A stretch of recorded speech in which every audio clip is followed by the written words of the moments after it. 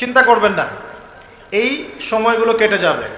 যখন এই জুলুম চূড়ান্ত মাত্রায় উঠবে, তখন আল্লাহ রাব্বুল আলামিন মুসলিমদের মধ্যে একজন ইমামকে পাঠাবেন, তার নাম মুহাম্মদ। কি নাম?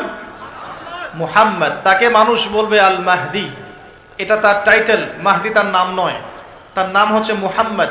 তার বাবার নাম হবে আব্দুল্লাহ, তার মায়ের নাম হবে আমিনা, ঠিক নবী সাল্লাল্লাহু আলাইহি ওয়াসাল্লামের মতোই।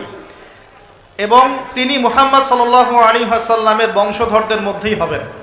মাহদি চট্টগ্রাম থেকে বের হবে না, মাহদি বুয়েট থেকে বের হবে না। বাংলাদেশ থেকেও তো দু চারটা মাহদি অলরেডি বের হয়ে গেছে, বের হয় নাই? আর মাহদি আরবি ভাষায় কথা বলবে। কি ভাষায় কথা বলবে? পাঞ্জাবি ভাষায় কথা বলবে না। আমাদের পাঞ্জাব থেকে একটা মাহাদি বের হয়েছিল ইংরেজদের সময়, ব্রিটিশ আমলে। সে বলেছে আমি মাহাদি, আমি ঈসা, নাউজুবিল্লাহ। পরে দাবি করেছে সেই নবী। আর বাংলার মাটিতে এদের দাওয়াত এখন খুব জোরে জোরে চলছে। নাম দিয়েছে আহমেদিয়া মুসলিম জামাআহ, নাম শুনেছেন নাকি? তাদের এই নেতা দাবি করেছিল সে মাহদি, সেই ঈসা, নাউজুবিল্লাহ।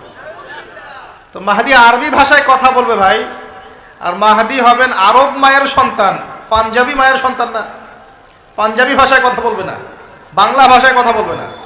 তিনি মদিনা থেকে আসবেন। কোথা থেকে?